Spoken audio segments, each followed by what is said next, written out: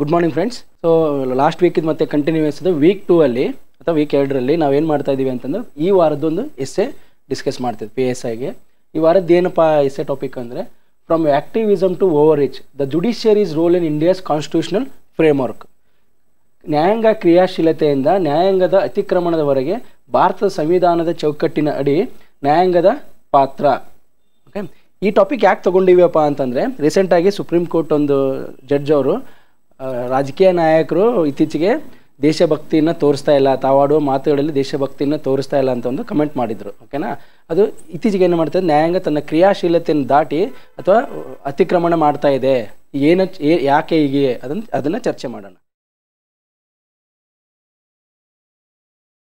Okay, ನಮ್ದು approach ಏನೈತೆ I approach ಅಥವಾ ಐ ಟೆಕ್ನಿಕ್. ಎಸ್ಸೆ ಬರಿಬೇಕಾದ್ರೆ ಮತ್ತೆ ಒಂದು ಸರ್ತಿ ಹೇಳ್ತೀನಿ, ಈ ಪಾರ್ಟ್ ಏನು ಹೇಳ್ತೈತೆ ಅಂದರೆ ಇದು ಇಂಟ್ರೊಡಕ್ಷನ್ ಪಾರ್ಟ್ ಹೇಳುತ್ತೆ. ಓಕೆ, ಈ ಇಂಟ್ರೊಡಕ್ಷನ್ ಪಾರ್ಟ್ ಇರುತ್ತೆ, ಇದ್ರ 60ರಿಂದ 90 ಶಬ್ದಗಳಿರಬೇಕು. ಇದೇನು ಹೇಳುತ್ತೆ ಅಂತಂದರೆ ಇದು ಬಾಡಿ ಪಾರ್ಟ್ ಹೇಳುತ್ತೆ, ದೇಹದ ಮುಖ್ಯ ಭಾಗ ಅಥವಾ ಪ್ರಬಂಧದ ಮುಖ್ಯ ಭಾಗ. ಈ ಒಂದು ಪಿಲ್ಲರ್ ಏನು ಹೇಳ್ತೈತೆ ಅಂದರೆ ಒಂದು ವಾದ ಇರ್ಬೋದು ಅದಕ್ಕೆ, ಮತ್ತು ಈ ಪಿಲ್ಲರ್ ಏನು ಹೇಳ್ತೈತೆ ಒಂದು ಪ್ರತಿವಾದ ಇರುತ್ತದೆ ಅಥವಾ ಪ್ರಭಾವಗಳಿರ್ಬೋದು ಅಥವಾ ಕಾರಣಗಳಿರ್ಬೋದು. ಹೌದಾ? ಸೊ ಇಲ್ಲೇನಿರಬೇಕು ಅಂತಂದರೆ 350 to 450 ಶಬ್ದಗಳಿಗೆ ಸೀಮಿತ ಇರಬೇಕು. 6ರಿಂದ 8 ಪ್ಯಾರ ಇರಬೇಕು. ಇದಕ್ಕೆ 3 ಪ್ಯಾರ ಮತ್ತು ಇದಕ್ಕೆ 3 ಪ್ಯಾರ ಅಥವಾ ಇದಕ್ಕೆ 4 ಪ್ಯಾರ ಅಥವಾ ಇದಕ್ಕೆ 4 ಪ್ಯಾರ ಬರೆದ್ರೆ ಬಾಡಿಯಲ್ಲಿ ನಾವು ಕವರ್ ಮಾಡ್ಕೋಬೋದು ಅಷ್ಟು ಶಬ್ದಗಳನ್ನು. ನೆಕ್ಸ್ಟ್ ಇದೇನು ಹೇಳ್ತತೆ ಅಂತಂದರೆ ಕನ್ಕ್ಲೂಷನ್ ಹೇಳ್ತತೆ. ಇದೇನು ಹೇಳುತ್ತೆ ಅಂದರೆ ಕನ್ಕ್ಲೂಷನ್ನು. ಇದ್ರ ಎಷ್ಟು ಅಂದರೆ ಇದನ್ನು ಸೇಮ್ 60ರಿಂದ 90 ಶಬ್ದಗಳವರೆಗೆ 600 ಶಬ್ದಗಳನ್ನ ನಾವು ಕವರ್ ಮಾಡ್ಬೋದು. ಇವತ್ತಿನ ಟಾಪಿಕ್ ಏನಿದೆಯಲ್ಲ ಅದ್ರ ಬಗ್ಗೆ ನೋಡೋದಾದರೆ ನ್ಯಾಯಾಂಗ ಕ್ರಿಯಾಶೀಲತೆಯಿಂದ ನ್ಯಾಯಾಂಗದ ಅತಿಕ್ರಮಣದವರೆಗೆ ಭಾರತ ಸಂವಿಧಾನದ ಚೌಕಟ್ಟಿನಡಿ ನ್ಯಾಯಾಂಗದ ಪಾತ್ರ. ನೋಡಿ, ನ್ಯಾಯಾಂಗ ಕ್ರಿಯಾಶೀಲತೆ ಮತ್ತು ನ್ಯಾಯಾಂಗ ಅತಿಕ್ರಮಣ, ಜುಡಿಷಿಯಲ್ ಆ್ಯಕ್ಟಿವಿಸಮ್ ಮತ್ತು ಜುಡಿಷಿಯಲ್ ಓವರ್ ರೀಚ್ ಬಗ್ಗೆ ಇಲ್ಲಿ ನಾವು ಇಂಟ್ರೊಡಕ್ಷನಲ್ಲಿ ಏನು ಬರಿಬೇಕು ಅಂತಂದರೆ ಇಂಟ್ರೋ ಅಲ್ಲಿ 2 ರೀತಿ ನಾವು ಬರಿಬೋದು. ಇಂಟ್ರೋ ಅಲ್ಲಿ 1 ಮತ್ತು 2 ರೀತಿಯಲ್ಲಿ ಬರಿಬೋದು. ಸಾಮಾನ್ಯವಾಗಿ ಒಂದೇ ರೀತಿ ಯಾವ ರೀತಿ ಬರಿಬೋದು ಅಂತಂದರೆ ನ್ಯಾಯಾಂಗ ಕ್ರಿಯಾಶೀಲತೆ ಮತ್ತು ನ್ಯಾಯಾಂಗ ಅತಿಕ್ರಮಣ ಇದ್ರ ಬಗ್ಗೆ ಇಂಟ್ರೊಡಕ್ಷನ್ ಬರಿಬೇಕಾದ್ರೆ ಒಂದನೇದು ಸಾಮಾನ್ಯ ವ್ಯಾಖ್ಯಾನ ಬರೆದು ಬರಿಬೋದು, ಅಥವಾ ಎರಡನೇದು ಏನು ಬರಿಬೋದು ಅಂದರೆ ಕೇಸ್ ಸ್ಟಡೀಸ್ ಮೂಲಕ ಅಥವಾ ರೀಸೆಂಟ್ ಜಡ್ಜ್ಮೆಂಟ್ ಮೂಲಕ ಬರಿಬೋದು. ಮೊದಲನೇದಾಗಿ ಏನು ಮಾಡೋಣ ಅಂತ, ನ್ಯಾಯಾಂಗವು ಭಾರತದ ಸಂವಿಧಾನದ ಮೂಲ ಸಂರಚನೆಯ ಭಾಗ. ಹೌದಾ? ಜೊತೆಗೆ ನ್ಯಾಯಾಂಗವು ವೈಯಕ್ತಿಕ ಹಕ್ಕುಗಳ ರಕ್ಷಣೆಯಿಂದ ಹಿಡಿದು ಸಂವಿಧಾನದ ಆಶಯಕ್ಕೆ ಯಾವುದೇ ರೀತಿ ಧಕ್ಕೆ ಬರದಂತೆ ಸಂವಿಧಾನದ ರಕ್ಷಣೆಯನ್ನು ಮಾಡ್ತದೆ. ಹೌದಾ? ಜೊತೆಗೆ ಇವೆರಡರ ಜೊತೆಗೆ ನ್ಯಾಯಾಂಗವು ತನ್ನ ಕ್ರಿಯಾಶೀಲತೆಯಿಂದ ಇತ್ತೀಚೆಗೆ ಏನು ಮಾಡ್ತಾ ಇದೆ ಅಂತಂದರೆ ಜನರ ವೈಯಕ್ತಿಕ ಹಕ್ಕುಗಳ ಜೊತೆಗೆ ಸಾಮಾಜಿಕ ಹಕ್ಕುಗಳ ರಕ್ಷಣೆ, ಸಮಾಜದ ಹಿಂದುಳಿದ ವರ್ಗಗಳ ರಕ್ಷಣೆ ಇರ್ಬೋದು, ಜೊತೆಗೆ ಪರಿಸರ ಹಕ್ಕುಗಳ ರಕ್ಷಣೆ ಇದನ್ನು ಕೈಗೊಳ್ತಾ ಇದೆ. ಆದರೆ ಕೆಲವೊಂದು ಸಂದರ್ಭದಲ್ಲಿ ನ್ಯಾಯಾಂಗವು ತನ್ನ ಕಾರ್ಯವ್ಯಾಪ್ತಿಯನ್ನು ಮೀರಿ ಶಾಸಕಾಂಗ ಮತ್ತು ಕಾರ್ಯಾಂಗದ ಅಧಿಕಾರದಲ್ಲಿ ಹಸ್ತಕ್ಷೇಪವನ್ನು ಮಾಡ್ತಾ ಇದೆ. ಇದರಿಂದ ಏನಾಗ್ತದೆ, ನ್ಯಾಯಾಂಗವು ತನ್ನ ವ್ಯಾಪ್ತಿಯನ್ನು ಮೀರಿ ಅತಿಯಾದ ಕ್ರಿಯಾಶೀಲತೆ ಅಥವಾ ಅತಿಕ್ರಮಣವನ್ನು ಮಾಡ್ತಾ ಇದೆ. ಆದರೆ ಈಗಿನ ಸಂದರ್ಭದಲ್ಲಿ ನ್ಯಾಯಾಂಗವು ಅತಿಯಾದ ಕ್ರಿಯಾಶೀಲತೆಯನ್ನು ಬಿಡದೆ ಅಥವಾ ಅತಿಯಾದ ಅತಿಕ್ರಮಣವನ್ನು ಮಾಡದೆ ನಿರ್ಬಂಧವಾಗಿ ಕಾರ್ಯನಿರ್ವಹಿಸುವುದು ಇಂದಿನ ಅಗತ್ಯವಾಗಿದೆ ಅಂತ ನಾವು ಇಂಟ್ರೊಡಕ್ಷನ್ ಬರಿಬಹುದು. ಓಕೆನಾ? ಸಾಮಾನ್ಯ ವ್ಯಾಖ್ಯಾನದಲ್ಲಿ. ಜೊತೆಗೆ ಇನ್ನೊಂದು ಏನು ಮಾಡ್ಬೋದು ಅಂದರೆ ಯಾವುದೇ ಒಂದು ಕೇಸ್ ಸ್ಟಡೀಸ್ ಮೂಲಕ ಅಥವಾ ರೀಸೆಂಟ್ ಜಡ್ಜ್ಮೆಂಟ್ ಮೂಲಕ. 2 ರೀತಿಯಾಗಿ ಇಂಟ್ರೊಡಕ್ಷನ್ ರೀಸೆಂಟ್ ಜಡ್ಜ್ಮೆಂಟ್. ನೋಡಿ, ರೀಸೆಂಟಾಗಿ ಏನಾಗಿತ್ತು, ಜಾಲಿ LLB ಅಂತ ಮೂವಿ ಬಂತು, ಜಾಲಿ LLB 2. ಹೌದಾ? ನ್ಯಾಯಾಂಗ ಈ ಮೂವಿ ನೋಡಿ ಏನು ಹೇಳಿತ್ತು, ನ್ಯಾಯಾಂಗದ ಬಗ್ಗೆ ಅತಿಯಾದ ಅಪಹಾಸ್ಯ ಮಾಡಲಾಗಿದೆ ಈ ಚಲನಚಿತ್ರದಲ್ಲಿ ಅಂತ ಹೇಳಿತ್ತು.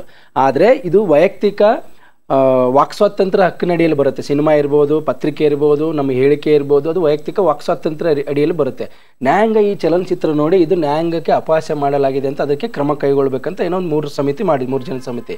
ಇದು ನ್ಯಾಯಾಂಗದ ಅತಿಕ್ರಮಣ ಆಗುತ್ತೆ. ಓಕೆ, ಈ ಕೇಸ್ ಸ್ಟಡೀಸ್ ಬರೆದು ನೀವು ಪ್ರಾರಂಭ ಮಾಡಿದರೆ ಇಂಟ್ರೊಡಕ್ಷನ್ ಇನ್ನೂ ನಿಮಗೆ ಒಳ್ಳೆ ಮಾರ್ಕ್ಸ್ ಬರೋ ರೀತಿ ಇರುತ್ತೆ.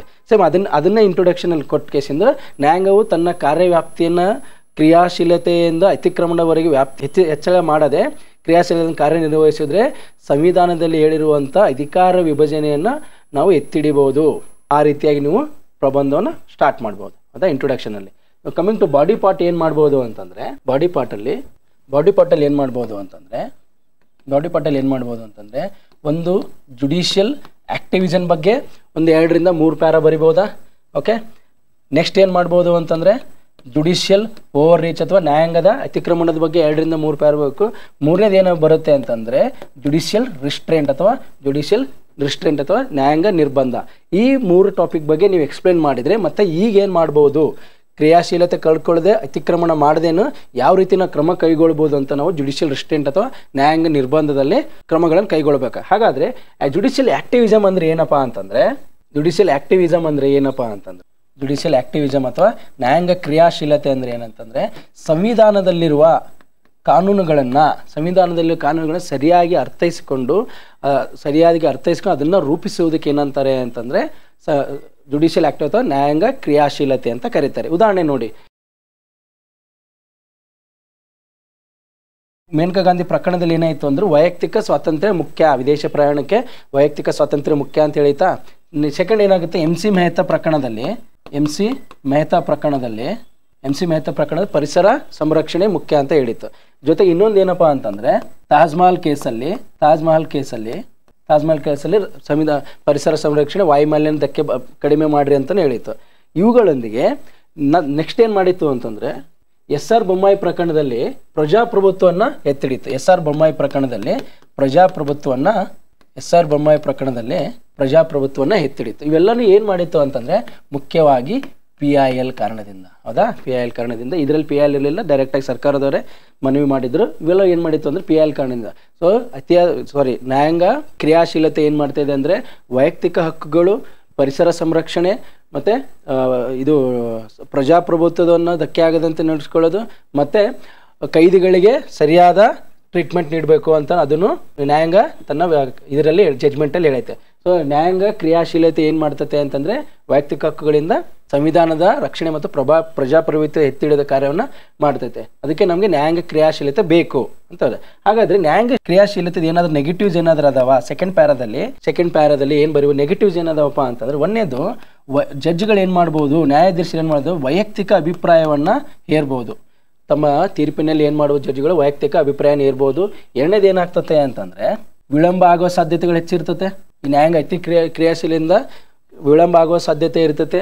ಜೊತೆಗೆ ಏನಾಗುತ್ತೆ ಅಂದರೆ ಹೊಣೆಗಾರಿಕೆ ಹೆಚ್ಚಾಗ್ತತೆ. ಜೊತೆಗೆ ಪೆಂಡಿಂಗ್ ಕೇಸಸ್ ಜಾಸ್ತಿ ಆಗ್ತವೆ. ಸೊ ನ್ಯಾಯಾಂಗ ಕ್ರಿಯಾಶೀಲತೆಯು ಹೆಚ್ಚಾದರೆ ಈ ರೀತಿಯ ತೊಂದರೆಗಳನ್ನು ಆಗ್ತಾ ಇರ್ತದೆ.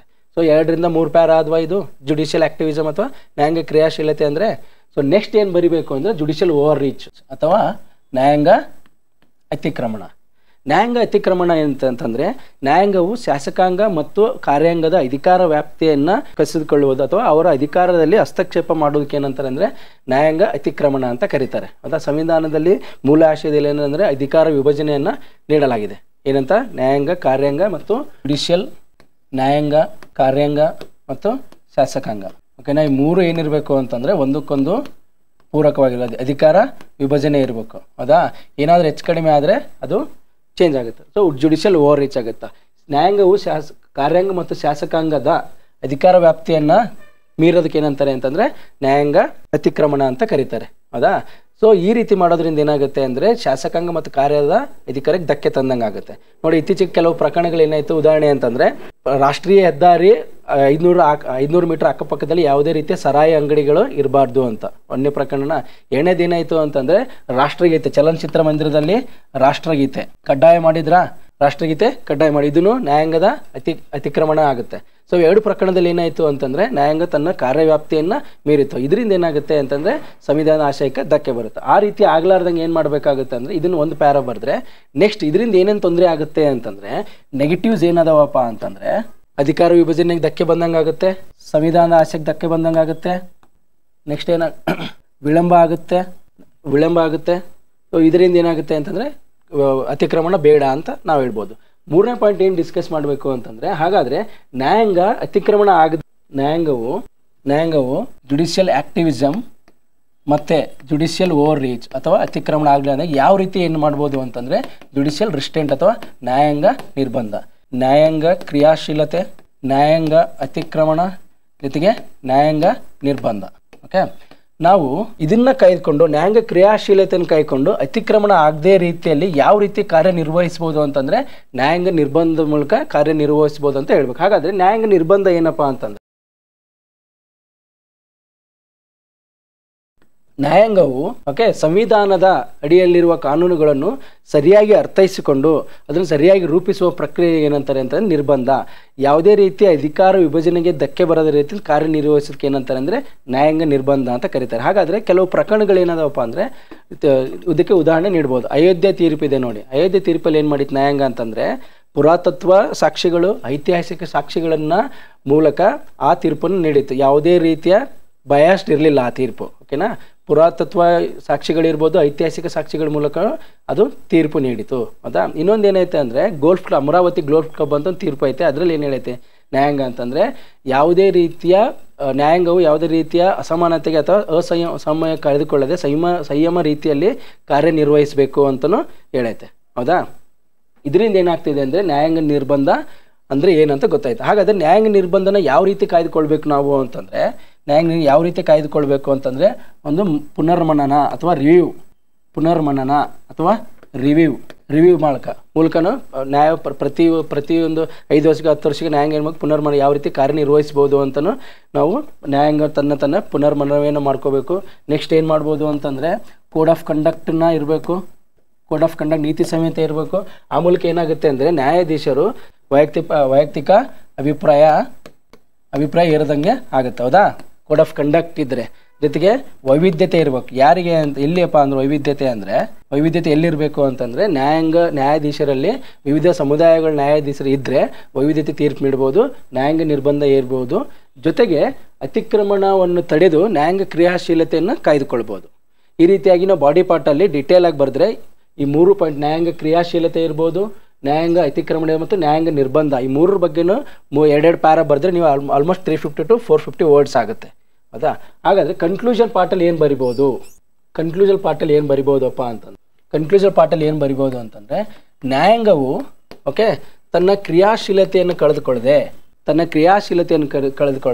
ಅಧಿಕಾರ ವಿಭಜನೆಗೆ ಧಕ್ಕೆ ಬರದೆ ಸಂವಿಧಾನ ಎತ್ತಿ ಹಿಡಿಯುವ ಮೂಲಕ ಜನರ ವೈಯಕ್ತಿಕ ಅಭಿಪ್ರಾಯಗಳ ರಕ್ಷಣೆ, ಪ್ರಜಾಪ್ರಭುತ್ವದ ರಕ್ಷಣೆ ಮತ್ತು ಸಮುದಾಯಗಳ ಹಕ್ಕುಗಳ ರಕ್ಷಣೆ ಮಾಡುವ ಮೂಲಕ ನ್ಯಾಯಾಂಗವು ತನ್ನ ಕಾರ್ಯವನ್ನು ನಿರ್ವಹಿಸಬೇಕು. ಅದು ಇಂದಿನ ಅಗತ್ಯ ಅಂತೇಳಿ ನಾವು ಕನ್ಕ್ಲೂಷನ್ನ ಬರಿಬೋದು. Okay, thank you.